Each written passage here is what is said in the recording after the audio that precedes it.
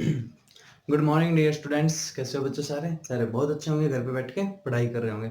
बच्चों, कल का आपका डाउट सेक्शन था और आप लोगों ने कोई डाउट नहीं पूछे, तो उम्मीद करता हूँ आपको सब कुछ बहुत अच्छे से समझ में आ रहा है और आप घर पे बैठ के सब कुछ सोल्व कर रहे हो। तो बच्चों, मेरा नाम है मनीष कुमार, पढ़ा रहा हूँ आपको chemical kinetics class 12th unit. कौन सी है? थर्ड सॉल्यूशन, और उसके बाद इलेक्ट्रो, और ये केमिकल काइनेटिक्स सॉलिड अभी बाहर है। तो स्वागत है आप सभी का हमारे चैनल इंसेप्शन एक आरंभ में। लास्ट लेक्चर में हमने जो बात की थी, कुछ रेटला एक्सप्रेशन के बारे में बात की थी, है ना। देखो, कोई रिएक्शन है, मान लो कोई जनरल रिएक्शन है, A plus B B, it gives C C plus D D. ये जनरल रिएक्शन है। इसमें ये जो ए बी सी डी है, ये क्या है? Stoichiometric coefficient. A B C D are स्टोकियोमेट्रिक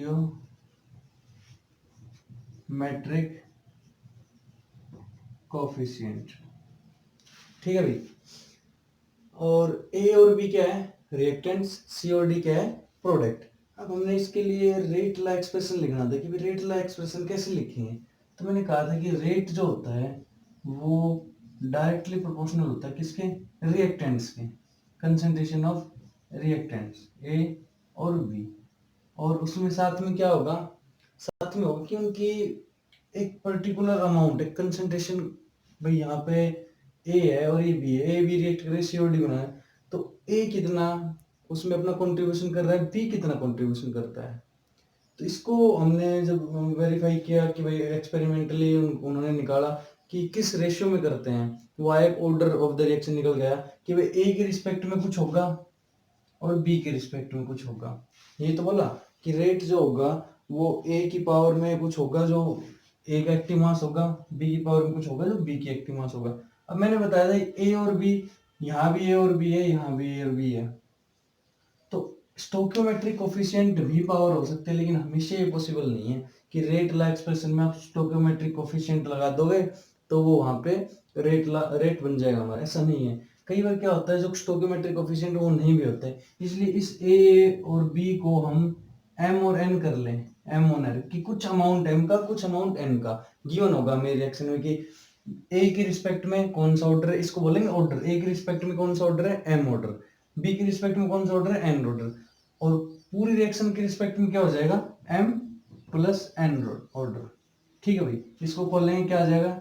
rate is equal to, यहाँ पे प्रोपोर्शनलिटी कांस्टेंट आ जाएगा, A raise to power M, B raise to power N. देखो, मैंने पहले बताया था ए और बी भी हो सकता है, ऑर्डर हमारे कोफिशिएंट्स के बराबर भी हो सकता है, लेकिन हमेशा ऐसा पॉसिबल नहीं है कि ऑर्डर और कोफिशिएंट्स इक्वल होंगे।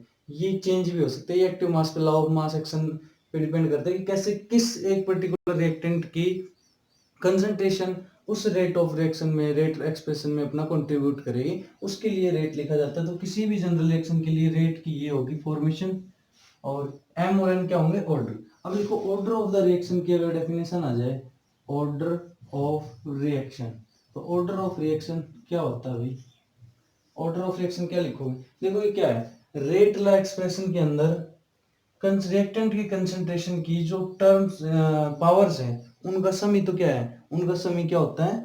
Order of the reaction. यही तो होता है भाई, या और कुछ होता है? तो क्या लिखोगे ऑर्डर ऑफ द रिएक्शन में कि the sum of powers of the sum of powers of the concentration terms of reactants, powers of the concentration of the reactant, powers of the concentration terms of reactant, किसमें? concentration terms of reactant किसमें? in the rate law expression, in the rate law expression,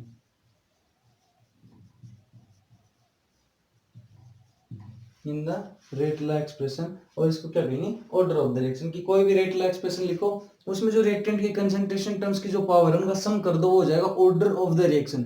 अब आ जाएगी order with respect to this particular reactant, तो वो इसके ऊपर जो भी पावर है वो हो जाएगा ऑर्डर। एम ऑर्डर का है, ये रिएक्टेंट है, बी रिएक्टेंट कर रहा है एन ऑर्डर की रिएक्शन में पार्टिसिपेट, तो इस तरह से इनके इंडिविजुअल ऑर्डर भी होंगे और इनके ओवरऑल रिएक्शन का ऑर्डर भी होगा। तो आपसे अगर कोई ऑर्डर पूछा जाए तो आपको कुछ नहीं करना, रेट ला एक्सप्रेशन लिखो, वहाँ गिवन होगा रेट ला एक्सप्रेशन, और उसमें से कंसंट्रेशन टर्म्स की जो पावर्स हैं उनको ऐड कर दो आपस में, वो आ जाएगा ऑर्डर ऑफ द रिएक्शंस हमारे पास। अब देखो इस के की डेफिनेशन क्या होगी, के का नाम क्या है भाई, रेट ला कांस्टेंट, के का नाम क्या है, रेट ला कांस्टेंट। तो ऑर्डर ऑफ द रिएक्शन हो गया, अब लिखो रेट ला कांस्टेंट। भाई कोई भी कांस्टेंट है उसको अगर डिफाइन करना होता हमें तो हम क्या करते हैं कि उस कांस्टेंट में जो अदर टर्म्स है उनको यूनिटी बना लेते हैं, कि भाई ये भी वन हो जाए, ये भी वन हो जाए, तो हमारा रेट क्या हो जाएगा, तो हमारा रेट हो जाएगा के के बराबर, कि जो रेट ला कांस्टेंट है उसके बराबर हमारा रेट हो जाएगा। कर लोगे? तो इसको डिफाइन कैसे करोगे कि रेट कांस्टेंट में भी डिफाइंड एज रेट कांस्टेंट में बी डिफाइंड एज, कैसे करोगे, the rate of reaction when as the rate of reaction, कब, when the molar concentration of both reaction, when the molar concentration of both the क्या हो जाएगी, molar concentration of both the each reactant, both the मान लो both तो अगर दो के लिए है, या दूसरा है इच रिएक्टेंट, इस केस में बोथ है, और अगर कोई ज्यादा हो, कहीं ज्यादा रिएक्टेंट्स हो तो इच रिएक्टेंट इज यूनिटी, कि इच रिएक्टेंट इज यूनिटी। दिखाई दे रहा है आपको? हाँ, तो रेट ला कांस्टेंट हो गया कि भाई यहाँ रेट ऑफ रिएक्शन, उस टाइम की रेट ऑफ रिएक्शन जब जो भी कंसंट्रेशन टर्म्स हमारी, इच कंसंट्रेशन टर्म्स की कंसंट्रेशन हो जाए 1, अब 1 की पावर चाहे कुछ भी हो, क्या होता है, और के की वैल्यू आ जाएगी उसके बराबर रेट ऑफ रिएक्शन के बराबर। तो रेट कांस्टेंट अगर डिफाइन करना है तो कर दोगे, order of the reaction define करने हैं कर दोगे। अब देखो एक नई टर्म्स आएगी हमारे पास, molecularity of a reaction, molecularity. तो देखो बच्चों मोलिकुलरिटी में लिखवा दूंगा, लेकिन समझ लो मोलिकुलरिटी क्या होता है। अगर मान लो एक रिएक्शन हो रही है और उसमें एक होता है कोलिजन सॉरी कोई भी रिएक्शन जब होती है तो रिएक्टेंट के मान लो 10 है ये मॉलिक्यूल्स, इसको रब करते हैं, एक बार मॉलिकुलरिटी समझो, उसके बाद उसके बारे में लिखवाएंगे।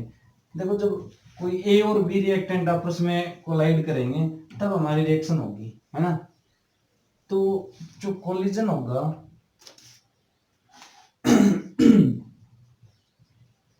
कोलिजन का मतलब होता है, जब फिजिक्स में पढ़ोगे, टकराना, कोलाइड करना। जैसे कार एक्सीडेंट में car collide to the road side tree sorry बच्चों सॉरी। तो कोलिजन एक इंपॉर्टेंट रोल प्ले करेगा कोई भी रिएक्शन को अक्कर करने में।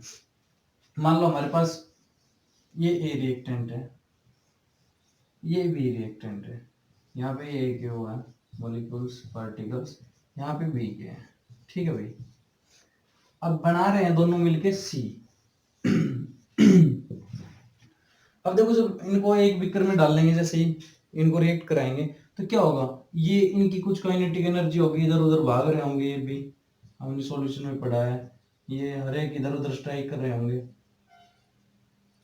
जैसे मान लो भीड़ है, भीड़ के अंदर कई रिएक्शन होने का मतलब है, मान लो रिजल्ट की प्रोडक्ट है हमारा कि वह एक दूसरे का गले लग जाना कि बहुत सारी भीड़ है, उसमें हम रिएक्शन को प्रोडक्ट जब मानेंगे कंप्लीट जब कोई दो लोग आपस में गले लग जाएंगे। अब सब लोग ऐसे ऐसे करके भाग रहे हैं, ऐसे ऐसे ऐसे करके एक दूसरे की तरफ, मतलब बिना किसी डायरेक्शन के ऐसे ऐसे इधर उधर भाग रहे हैं।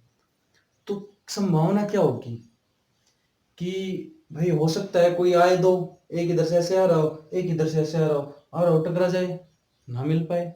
एक इधर से ऐसे आ रहा हो ऐसे करके, दूसरा इधर से ऐसे आ रहा हो सकता है टकराए और ना मिल पाए गले। प्रोडक्ट कब बनेगा, जब दोनों गले मिल जाएंगे। तो आ रहा है एक ऐसे आ रहा है, एक बिल्कुल आइडियली वैसे ही आ रहा है, और बिल्कुल अच्छे से टकराए और गले मिल गए, दोनों के हाथ उसके हाथों में से आ गए, तो ये क्या होगा, प्रोडक्ट बनेगा। तो इस तरह से जो ये रिएक्शन होती है, जो सी बनेगा वो होगा एक पर्टिकुलर टाइप से, जब दोनों के मॉलिक्यूल्स आपस में टकराएंगे, कोलाइड करेंगे, तब ही रिएक्शन में सी बनेगा। अदरवाइज वो निकल जाएंगे, जैसे कि भीड़ में हो रहा था, गले नहीं मिल पा रहे थे। तो वो कोलिजन जो प्रॉपर ओरिएंटेशन में होंगे, प्रॉपर एक एनर्जी को गेन करेंगे, जिसके बाद वो एक नई चीज बना के सी बना लेंगे, बिल्कुल प्रोडक्ट फॉर्म कर लेंगे, तो उसमें प्रोडक्ट बनता है हमारा। इस टाइप के कोलिजन कहते हैं इफेक्टिव कोलिजन, और जो ऐसे हो जाते हैं वो होते हैं इनइफेक्टिव कोलिजन। तो रिएक्शन कौन कराएगा? Effective collision. Effective collision with proper orientation. Proper orientation में कि भाई ऐसे ही जब दोनों मॉलिक्यूल्स टकराएंगे ऐसे आके, तभी तीसरा जो प्रोडक्ट वो बनेगा। ऐसे आ गया, ऐसे आ गया, ऐसे आ गया, नहीं बनेगा। तो इस तरह के सारे कोलिजन होते हैं, इनइफेक्टिव होते हैं, इफेक्टिव भी। तो इफेक्टिव कोलिजन जितने ज्यादा होंगे उतना ही प्रोडक्ट हमारा बढ़ेगा। और इफेक्टिव कोलिजन से ही मोलिकुलरिटी टर्म आएगी। मोलिक्यूलरिटी स्पेलिंग देख लो भाई। ऑर्डर ऑफ रिएक्शन और मोलिकुलरिटी में भी बड़ा आपसे डिफरेंस पूछा जाता है, लिखवा देंगे। तो मोलिकुलरिटी कह रही कि किसी भी रिएक्शन में कितने मॉलिक्यूल्स इफेक्टिव कोलिजन के द्वारा प्रोडक्ट बना रहे हैं, उसको कहते हैं मोलिकुलरिटी ऑफ ए रिएक्शन। मतलब उस रिएक्शन में कितने मॉलिक्यूल्स पार्टिसिपेट, कितने मॉलिक्यूल्स में कितने टाइप के मॉलिक्यूल्स वहां पे एक इफेक्टिव कोलिजन दे रहे हैं। अब मान लो कहे कि एक भाई भीड़ है, उसमें एक आ रहा है ऐसे और सीधा पार जाना उसको, ये एक लाइन है, यहाँ पे एक लाइन है ग्राउंड में, और ये एक बंदा है यहाँ पे, इसको यहाँ लाइन पार करना है। अगर वो कर जा रहा है तो मतलब प्रोडक्ट बन जा रहा है, तो वो सीधा आएगा, अकेला कर जाएगा भाई, अकेला बंदा आएगा और पार कर जाएगा। अब दूसरा कहे कि भाई ये एक बंदा ये है, एक बंदा ये है, इन दोनों को पार कर यहाँ पे मिलना है, दोनों मिलके यहाँ कुछ बनाएंगे, फिर पार कर जाएंगे, फिर प्रोडक्ट बनेगा। तो ये भी कंडीशन है। तीसरी कंडीशन आ जाए कि एक बंदा ये है, एक ये है, एक ये है, ये हमारा बैरियर है, ये तीनों यहाँ पे मिलेंगे, फिर पार करेंगे, फिर प्रोडक्ट बनेगा। तीन केस है ना। तो इसमें क्या दिक्कत है? कोई दिक्कत नहीं है, तो अकेला किसी पर डिपेंड ही नहीं है। तो इस टाइप इसमें एक ही मॉलिक्यूल पार्टिसिपेट कर रहा हो कि वो ये अकेला जाएगा और वो प्रोडक्ट बना जाएगा, उसको कहते हैं यूनिमोलिकुलर। मोलिकुलरिटी जिसकी होती है 1। अब यहाँ पे देखो 2 पे है, अब मान लो ये अकेला चला जाए, ये ना आए, रिएक्शन होगी? नहीं होगी। ये अकेला चला जाए, ये ना आए, रिएक्शन होगी? नहीं होगी। दोनों साथ में साइमल्टेनियसली जब मिलेंगे, प्रॉपर ओरिएंटेशन करेंगे, तो क्या होगा? तब जाके प्रोडक्ट बनेगा। तो ये हो जाएगी मोलिकुलरिटी 2। किसमें 2 मॉलिक्यूल जरूरत है, 2 मॉलिक्यूल आएंगे, वो आपस में जो रिएक्ट करेंगे, प्रॉपर ओरिएंटेशन से कोलाइड करेंगे, मिलेंगे, तब जाके प्रोडक्ट बनेगा, तो उसकी होगी मोलिकुलरिटी 2। तीसरा कि भाई यहाँ पे कि तीनों एक साथ साइमल्टेनियसली एक प्रॉपर ओरिएंटेशन में बिल्कुल प्रॉपर एनर्जी के साथ जब कोलाइड करेंगे, तब प्रोडक्ट बनेगा। अदरवाइज तीसरा अगर यहाँ आ गया या ये इधर आ गया, नहीं बनेगा। प्रॉपर ओरिएंटेशन से रिएक्शन होगी नहीं, प्रोडक्ट बनेगा ही नहीं। तो इसको कहते हैं मोलिकुलरिटी, कि उस रिएक्शन में कितने मॉलिक्यूल्स पार्टिसिपेट कर रहे हैं, है ना। तो अब ये बताओ, एक जनरल सी बात बताओ, ये आसान है रिएक्शन या ये आसान है? भाई यहाँ तो कोई है ही नहीं, अकेला है, अकेला भाग जाएगा, प्रोडक्ट बना लेगा। यहाँ पे इससे कब हाफ होगी प्रोबेबिलिटी। अब इस पे भी डिपेंड हो गया ये कि भाई ये आधा इसका भी पार्ट, अब ये नहीं आएगा तो रिएक्शन नहीं होगी। और यहाँ पे तो 3-3 है, मतलब जैसे जैसे मोलिकुलरिटी बढ़ रही है, रिएक्शन की प्रॉपर ओरिएंटेशन से कोलाइड करने की प्रोबेबिलिटी घटती जा रही है। 3 लोगों का एक साथ कोलाइड करना प्रोबेबिलिटी बहुत कम होती है भाई, जबकि अकेला है वो तो भाग जाएगा, ले भाई रोक ले 100%। यहाँ पे कम हो गई, यहाँ पे कम हो गई। और 4 मोलिकुलरिटी की रिएक्शन हम पढ़ते ही नहीं है, हमारे सिलेबस में नहीं है। बहुत हायर लेवल की रिएक्शंस होती है वो, जो बहुत कम पॉसिबल होती है। हम जनरली 3 मोलिकुलरिटी की ही रिएक्शंस पढ़ते हैं। तो बच्चों, मोलिकुलरिटी का मेरे ख्याल में आपकी कहानी समझ में आ गई होगी कि मोलिकुलरिटी क्या है। ऑर्डर ऑफ द रिएक्शन भी आप सभी को समझ में आ गया होगा। अब मोलिकुलरिटी की आप एक बार वो लिख लो डेफिनेशन, उसके बाद आगे पढ़ेंगे। मोलिकुलरिटी समझ में आ जाना चाहिए बच्चा पार्टी आप सभी को। The number of atoms, ions और मॉलिक्यूल्स, क्या लिखो है? मोलिकुलरिटी।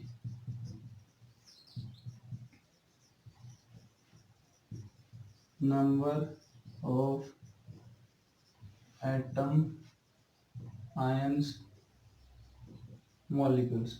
भाई एटम भी हो सकते हैं, आयंस भी हो सकते हैं, मॉलिक्यूल्स भी हो सकते हैं। और उसके किसके साथ करेंगे? That must collide. कोलाइड का मतलब कि या तो एटम होंगे वो कोलाइड करेंगे, या मॉलिक्यूल्स कोलाइड करेंगे, या आयंस करेंगे। हम देखेंगे रिएक्शन में हमारे रिएक्टेंट साइड है क्या।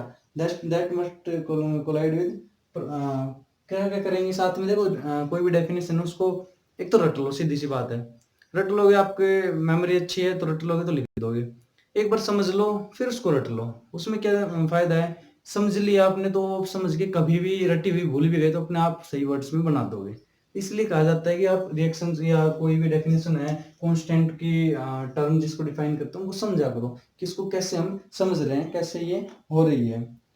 तो with one another simultaneously must collide, किसके साथ, with one another simultaneously, TEANEOUSLY कर लेना, साइमल्टेनियसली,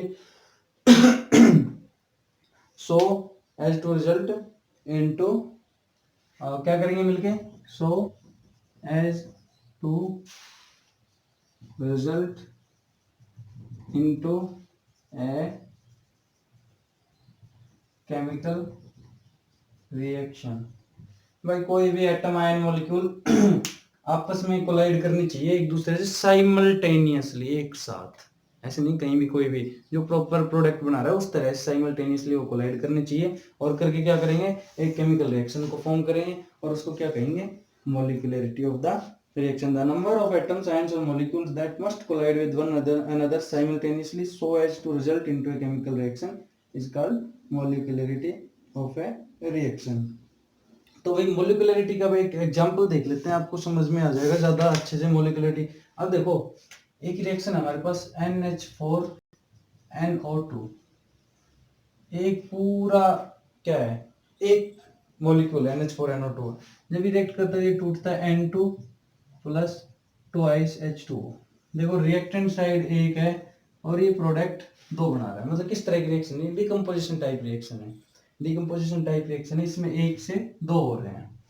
तो इसमें पूरी रिएक्शन किस पे डिपेंड है, इस अकेले मॉलिक्यूल, इसको मतलब नहीं है इसमें कौन है क्या है, बस कुछ नहीं है, इसको रखो और रिएक्ट करा दो, जो इसकी कंडीशन वो दे दो ये बना देगा, इसको मतलब नहीं दूसरा क्या है क्या नहीं है, इसको बस अपनी कंडीशन चाहिए। तो कैसी रिएक्शन होगी, ये होगी यूनिमोलिकुलर टाइप रिएक्शन। अब दूसरा आ जाए इधर, देखो अब समझना, कहानी समझना सारी। अब आ जैसे 2HI, 2HI है और ये जब रिएक्ट करती है H2 प्लस I2 बनाती है। अब ये बताओ, आप लोग बताओ ये कौन सी टाइप की रिएक्शन है, विच इसकी मोलिकुलरिटी क्या है, बताओ भाई।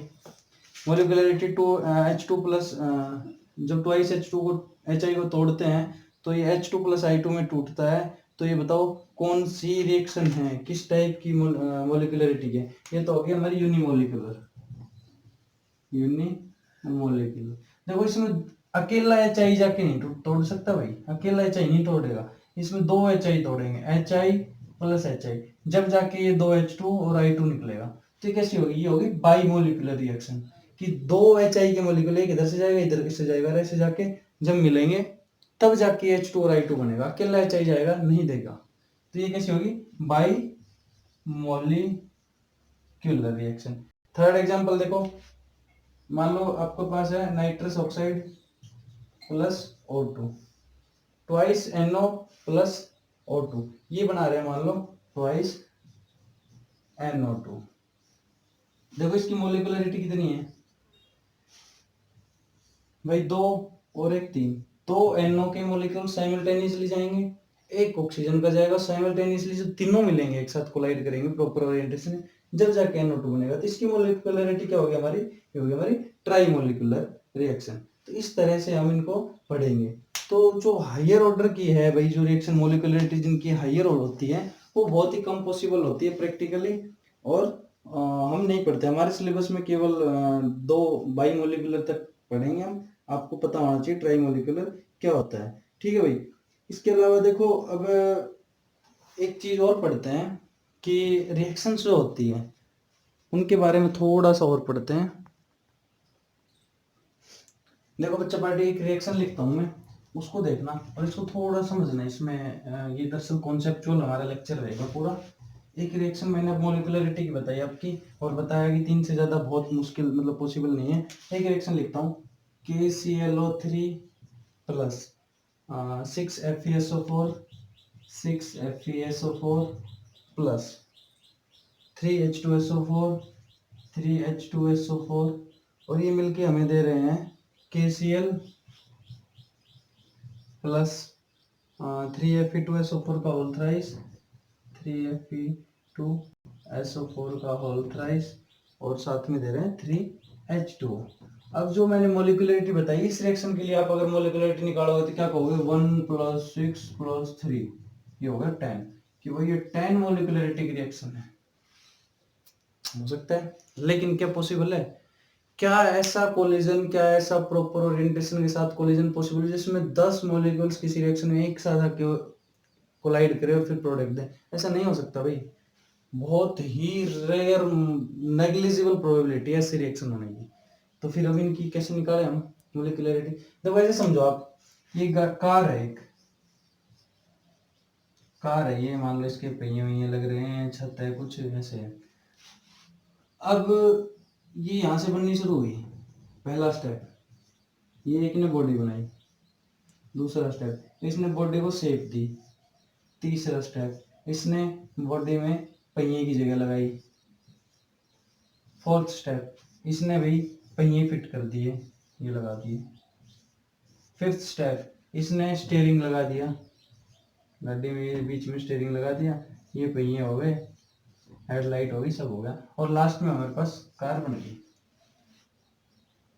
तो इसमें अगर हम पूछें कि वे रेट ऑफ रिएक्शन को कौन डिटरमाइन करेगा, कौन कहेगा कि ये कार कब बनेगी? मान लो ये कर रहा है एक दिन में, 1 डे, ये कर रहा है, ये भी 1 डे कर रहा है, ये 2 डे में कर रहा है, और ये हाफ डे में कर रहा है, और ये काम हो रहा है 4 डेज में, कि भाई यहाँ से लेके ये जो कार बनने तक का जो उसकी इंटीरियर है उसका काम 4 दिन में हो रहा है। अब कोई पूछे भाई कार कितने दिन में बनेगी, बताओ? इसने तो एक दिन में कर दिया अपना काम, इसने भी कर दिया, इसने भी कर दिया, इसने भी कर दिया आधे दिन में। लेकिन क्या ये कार जब ये आधे दिन में काम करके ये बना दे, कार बनी हुई मानी जाएगी? क्या ये प्रोडक्ट माना जाएगा? नहीं। कब तक? जब तक भाई ये काम ना पूरा हो जाए 4 दिन वाला।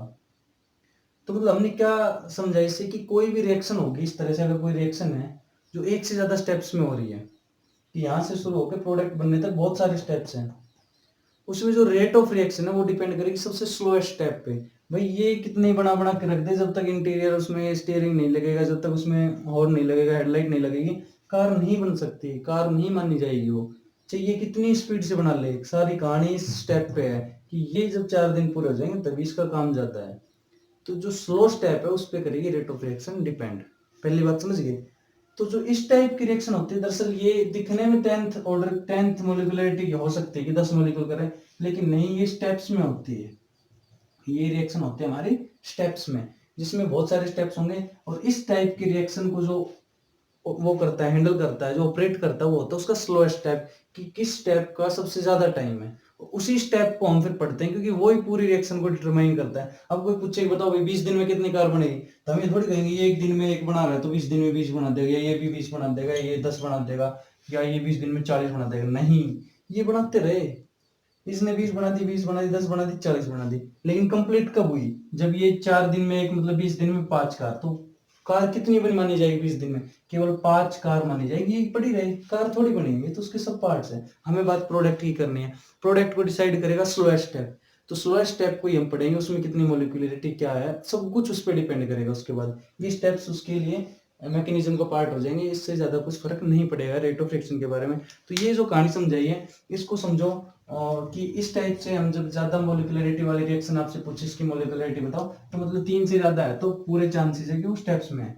अब ये कहानी के साथ मैं आपको दूसरी बात बता देता हूँ कि एक होता है, देखो, single step reaction, single step reaction, single step reaction in डाल लेते हैं।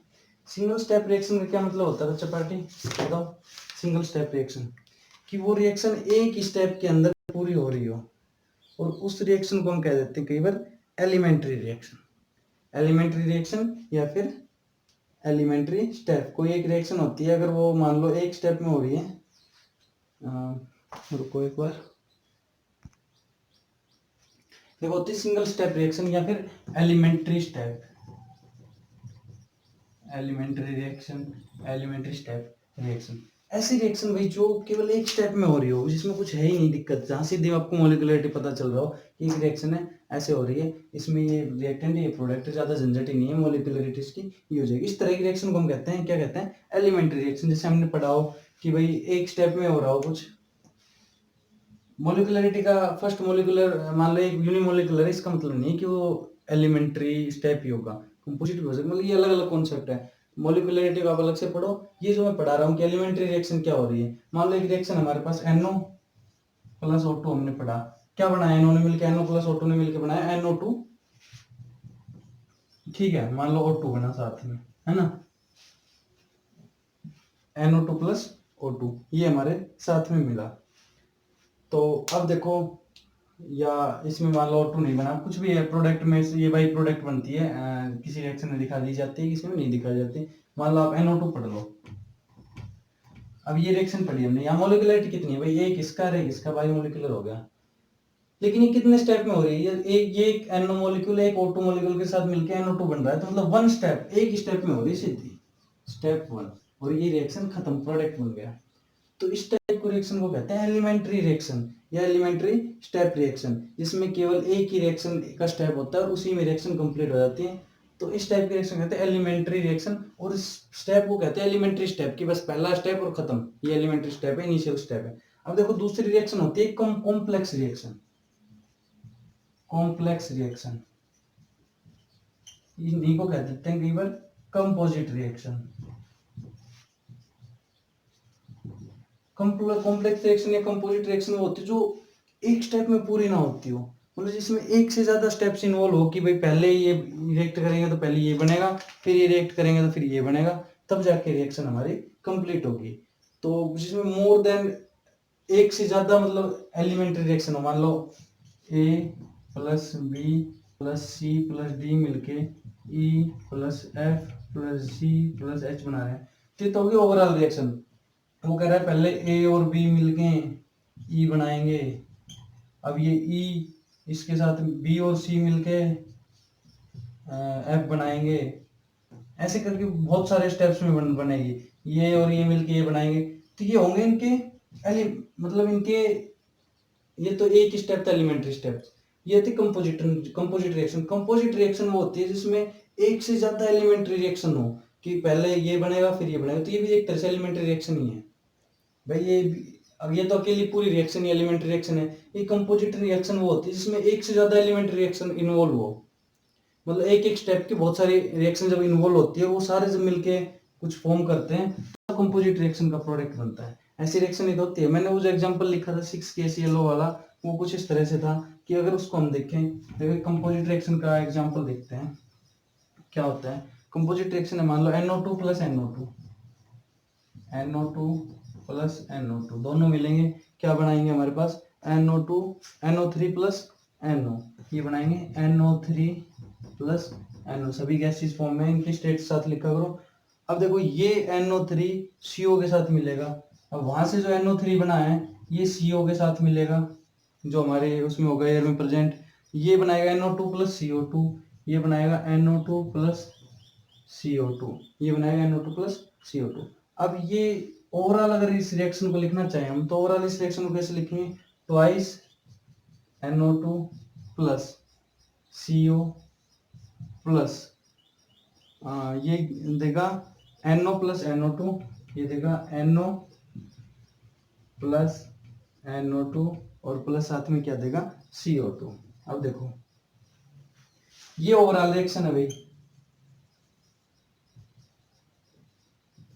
ये इसका एक स्टेप है, ये दूसरा स्टेप है। इस स्टेप में ये दोनों NO2 मिलके ये इसने बनाया ट्वाइस NO2। अब बीच में NO3 एक इंटरमीडिएट बना जो कि प्रोडक्ट में कहीं आ ही नहीं रहा, साथ में ये इसका बना है प्रोडक्ट है लेकिन प्रोडक्ट में पहुंचा नहीं है, तो ये हो गया इंटरमीडिएट, इसको हम नहीं करेंगे कंसीडर। ये फिर से एक रिएक्टेंट की तरह आया, तो ये फिर से रिएक्टेंट की तरह हमने ले लिया, और ये प्रोडक्ट में क्या बनाया NO बना, ये पहला प्रोडक्ट NO3 था, वो यहाँ पे आया यहाँ पे आया, ये दोनों कैंसिल आउट हो गए, मतलब यहाँ भी है वहां भी है, इंटरमीडिएट बना एक तरह से दोनों रिएक्शन में, बचा क्या हमारे पास NO2 और CO2। इस तरह से ओवरऑल रिएक्शन को हम लिख सकते हैं। ये एक अभी ये कंपोजिट रिएक्शन है जिसमें दो एलिमेंट्री स्टेप्स हैं, और यहाँ पे ये एक एलिमेंट्री ही रिएक्शन है जिसमें एक ही एलिमेंट्री स्टेप है। तो इस तरह से इनको कहते हैं एलिमेंट्री रिएक्शन और कौन सी कॉम्प्लेक्स या कंपोजिट रिएक्शन। अब देखो इनके अलावा एक चेन रिएक्शन भी होती है जो फोटोलाइटिक डिकम्पोजिशन आपने पढ़े होंगे कि क्लोरीन या ब्रोमीन को रेडिकल रिएक्शन होता है रेडिकल मैकेनिज्म में, वो हम जब ऑर्गेनिक पढ़ेंगे वहां पर पढ़ेंगे। आप बस ये समझ में आना चाहिए, आपको ज़्यादा कुछ पूछा नहीं जाता इनसे कि एलिमेंट्री रिएक्शन क्या होती है, कंपोजिट क्या होती है, कॉम्प्लेक्स क्या होती है। एलिमेंट्री एक स्टेप में उसी पे डिपेंड करती है, कंपोजिट में अभी इनमें डिपेंड उस पर, मान लो ये कह रहा है कि ये 2 सेकंड में हो रहा है और ये 1 सेकंड में, तो कहानी सारी इस पे डिसाइड होगी। ये स्लो स्टेप है, रेट डिटरमाइनिंग स्टेप बोलते हैं इसको, आरडीएस स्लोएस्ट स्टेप। किसी भी रिएक्शन के स्लोएस्ट स्टेप को बोलते हैं आरडीएस, रेट डिटरमाइनिंग स्टेप। अब ये स्टेप पूरी कहानी बताएगी इस रिएक्शन की, कितनी देर में होगी, कब कंप्लीट होगी, कितना % प्रोडक्ट बनाएगी, क्योंकि सारी कहानी ये ज्यादा टाइम में हो रही है। इससे ये तो कर ही लेगा, 1 सेकंड में हो रहा है, इस पे बताएगा कि 2 सेकंड में क्या हो रहा है, इसकी कोई दिक्कत ही नहीं है। तो स्लोएस्ट स्टेप पे पूरी रेट ऑफ रिएक्शन डिसाइड करेगा, उस पर डिपेंड करेगा। तो बच्चों आज के लेक्चर में इतना ही पढ़ते हैं, मिलते हैं नेक्स्ट लेक्चर में। यूनिट्स ऑफ रेट, जो ऑर्डर वगैरह, ऑर्डर रिएक्शन, मोलिकुलरिटी और यूनिट्स, उनके बारे में बात करेंगे। कोई भी हमारा जो रेट एक्सप्रेशन है उसमें यूनिट्स क्या आएंगी। तो उम्मीद करता हूँ लेक्चर पसंद आया होगा, पढ़ रहे होंगे आप लोग, क्वेश्चन सोल्व कर रहे होंगे। अगली वीडियो में क्वेश्चंस भी कराऊंगा मैं कुछ, आज थोड़ा लेंदी हो गया, क्वेश्चन कराता नहीं, ज़्यादा लेंदी वीडियो बनाने में अपलोडिंग में दिक्कत आती है। तो बच्चों जुड़े रहिए, पढ़ते रहिए, स्टे होम स्टे सेफ और subscribe the channel. Thank you.